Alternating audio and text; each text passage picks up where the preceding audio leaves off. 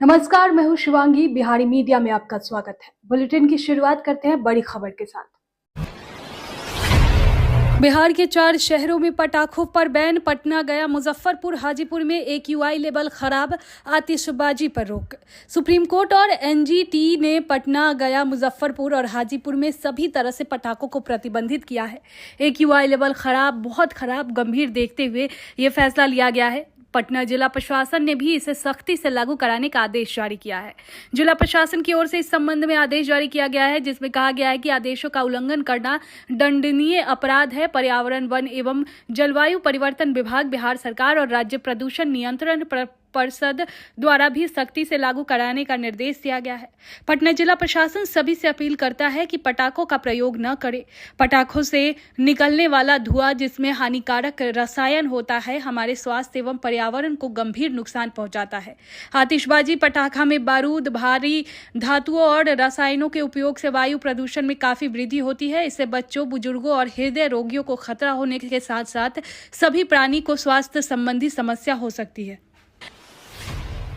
बिहार विधानसभा में 350 पदों पर बहाली होगी। जो पहले फॉर्म भर चुके उन्हें दोबारा भरने की जरूरत नहीं।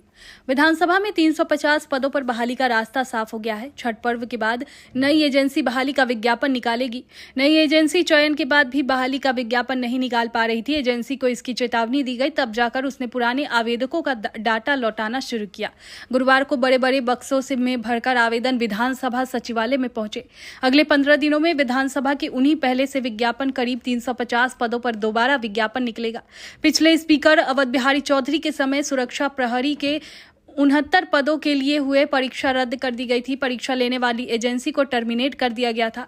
आरोप था कि परीक्षा कदाचार मुक्त नहीं हुई, पारदर्शिता की भी कमी थी। हालांकि एजेंसी उस टर्मिनेशन के खिलाफ न्यायालय की शरण में गई थी, पर कोर्ट ने उनके पक्ष में फैसला नहीं आया। दिसंबर जनवरी में होगी 3.85 लाख शिक्षकों की ट्रांसफर पोस्टिंग। बिहार में 3.85 लाख शिक्षकों को ट्रांसफर पोस्टिंग के लिए अभी 2 से 3 महीने और इंतजार करना होगा। अक्टूबर की जगह अब शिक्षकों का ट्रांसफर पोस्टिंग दिसंबर और जनवरी में होगा।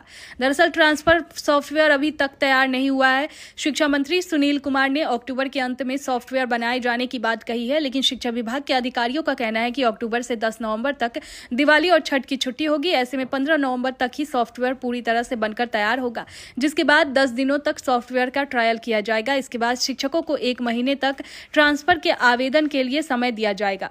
आवेदन के बाद लिस्टिंग करके ट्रांसफर की प्रक्रिया शुरू होगी। सॉफ्टवेयर बनाने के दौरान बार बार तकनीकी दिक्कत हो रही है। शिक्षा अधिकारियों का कहना है कि सॉफ्टवेयर में सभी परेशानियों को दूर करने के बाद ही उन्हें लॉन्च किया जाएगा।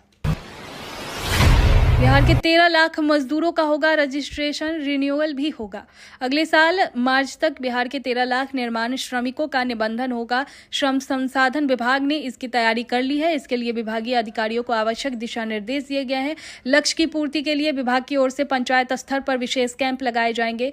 विभागीय अधिकारियों के अनुसार भवन निर्माण या सड़क निर्माण कार्य में संलग्न कामगारों का निबंधन होना है। कुल 20 तरह के काम करने वाले कामगारों को 18 से 60 वर्ष की आयु के श्रमिकों का निबंधन तभी होता है जब वे 1 साल के भीतर कम से कम 90 दिन काम कर चुके होते हैं। निबंधन शुल्क 20 रुपये है। 5 साल के निबंधन के लिए 50 रुपये शुल्क तय किया गया है।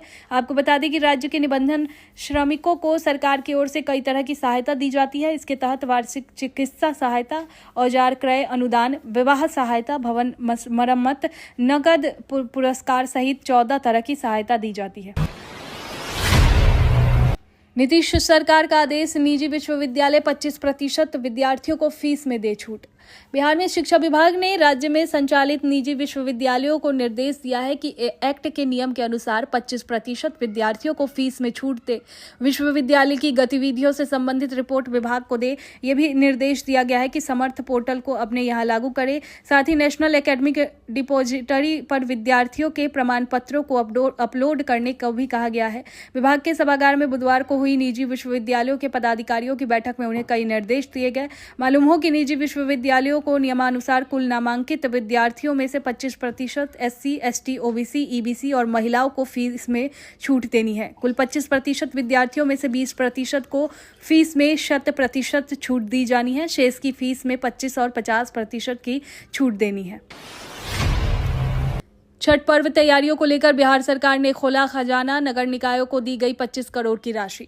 छठ पर्व तैयारियों को लेकर बिहार सरकार ने अपना खजाना खोल दिया है। बिहार के नगर विकास एवं आवास मंत्री नितिन नवीन द्वारा शुक्रवार को छठ घाटों को लेकर चल रही तैयारियों की जानकारी ली गई। वहीं उन्होंने छठ व्रतियों को पूजा के दौरान कोई असुविधा न हो, इसके लिए प्रदेश भर के नगर निकायों को विभाग की ओर से 25 करोड़ रुपए की राशि स्वीकृति दी। इस राशि की मदद से सभी घाटों पर बैरिकेडिंग, शौचालय, changing room, street light, watch tower समेत अन्य आवश्यक कार्य करने का निर्देश मंत्री द्वारा दिया गया।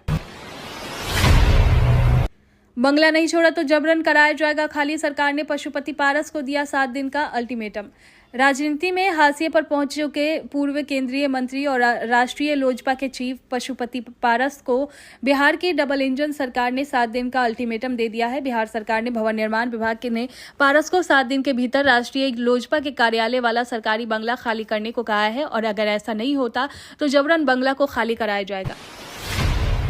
बिहार की दहलीज पर पहुंचा चक्रवात डाना, आज इन 24 जिलों में बरपाएगा कहर। चक्रवात डाना का असर बिहार में दिखना शुरू हो गया है। बंगाल और ओडिशा के तट पर बार करता हुआ डाना बिहार की दहलीज तक पहुंच चुका है। आज चक्रवात डाना बिहार के 24 जिलों में अपना कहर बरपाएगा।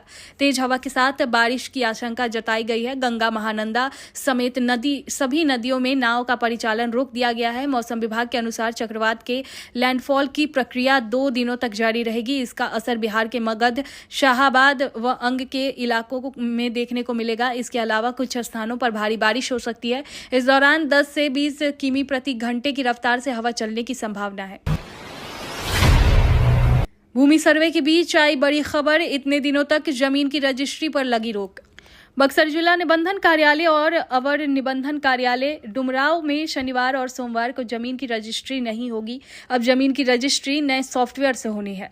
इसको लेकर दोनों निबंधन कार्यालयों में सॉफ्टवेयर को अपडेट और टेस्टिंग करने का कार्य किया जाएगा। सोमवार को पहले रजिस्ट्री के लिए ऑनलाइन आवेदन होगा। इसके बाद मंगलवार से जमीन की रजिस्ट्री शुरू कर दी जाएगी। इसके साथ ही पुराने नियम के अनुसार अब जमीन की रजिस्ट्री नहीं होगी। अब जिन लोगों को जमीन की रजिस्ट्री करानी होगी उन्हें पहले ऑनलाइन आवेदन करना होगा। रामगढ़ विधानसभा क्षेत्र में जनसुराज के उम्मीदवार सुशील सिंह कुशवाहा ने किया नामांकन। जिले के रामगढ़ में हो रहे विधानसभा उपचुनाव को लेकर जनसुराज के उम्मीदवार सुशील सिंह कुशवाहा ने आज नॉमिनेशन फाइल कर दिया है। सुशील सिंह कुशवाहा अपने सैकड़ों समर्थकों के साथ मुंडेश्वरी गेट मोहनिया से पदयात्रा करते हुए नॉमिनेशन करने के लिए अनुमंडल कार्यालय मोहनिया पहुंचे, जहां उन्होंने नॉमिनेशन फाइल किया। इस मौके पर सुशील सिंह कुशवाहा ने पत्रकारों से वार्ता के दौरान बताया कि रामगढ़ के लिए मेरा पहला मुद्दा है परिवारवाद को खत्म करना और शिक्षा स्वास्थ्य व्यवस्था को धरातल पर लाना। सप्ताह में 3 दिन चलेगी भागलपुर राजगीर त्योहार स्पेशल। दानापुर सहरसा के बीच भी दौड़ेगी नई ट्रेन। दिवाली और छठ पूजा को लेकर शुक्रवार यानी 25 अक्टूबर से भागलपुर और राजगीर के बीच 03282 03281 त्योहार स्पेशल ट्रेन चलेगी। इस ट्रेन दोनों तरफ से 30 फेरे लगाएगी। ये सप्ताह में 3 दिन सोमवार, शुक्रवार और रविवार को 3 दिसंबर तक चलेगी। राजगीर से यह सुबह 6:10 पर खुलेगी और दोपहर 1:15 पर भागलपुर पहुंचेगी। भागलपुर से 03281 बनकर यह ट्रेन दोपहर 2:30 पर चलेगी और रात के 9:25 पर राजगीर पहुंचेगी। 31 अक्टूबर को नई पार्टी बनाएंगे आरसीपी सिंह। सरदार वल्लभ भाई पटेल की जयंती पर करेंगे गठन। जदयू के पूर्व राष्ट्रीय अध्यक्ष और बीजेपी नेता आरसीपी सिंह भाजपा छोड़कर नई पार्टी बनाने जा रहे हैं। 31 अक्टूबर को सरदार वल्लभ भाई पटेल की जयंती पर वे नई पार्टी का गठन करेंगे।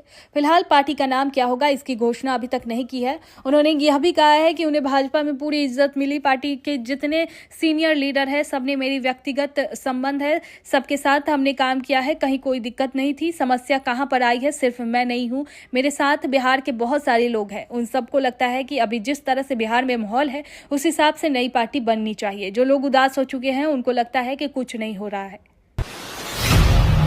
2025 चुनाव से पहले सभी पंचायतों का होगा अपना भवन। सभी वार्ड में सोलर लाइट भी लगेंगे। सीएम नीतीश का निर्देश, जल्द जमीन तलाशें। मुख्यमंत्री नीतीश कुमार ने सभी डीएम को आदेश दिया है कि संबंधित ग्राम पंचायत के किसी भी गांव में जमीन चिन्हित कराकर वहां पंचायत सरकार भवन का निर्माण जल्द शुरू कराए। बिहार में पंचायत भवन के लिए जमीन नहीं है। 8053 पंचायत भवन में से 65 का उद्घाटन हुआ है, लेकिन 1195 पंचायत भवन जमीन के अभाव में अटक गया है। सीएम नीतीश ने संबंधित जिला अधिकारियों को जल्द जमीन तलाशने का आदेश दिया है। मुख्यमंत्री नीतीश कुमार ने सभी डीएम को आदेश दिया है कि संबंधित ग्राम पंचायत के किसी भी गांव में जमीन चिन्हित कराकर वहां पंचायत सरकार भवन का निर्माण जल्द शुरू करावे। पंचायत सरकार भवन में केवल पंचायत से जुड़ा काम ही नहीं होता है, बल्कि दूसरे विभागों का भी काम होता है। बिहार के सभी जिला अस्पतालों में इमरजेंसी इलाज की सुविधा बढ़ेगी, 2.5 गुना होगी बेड की संख्या।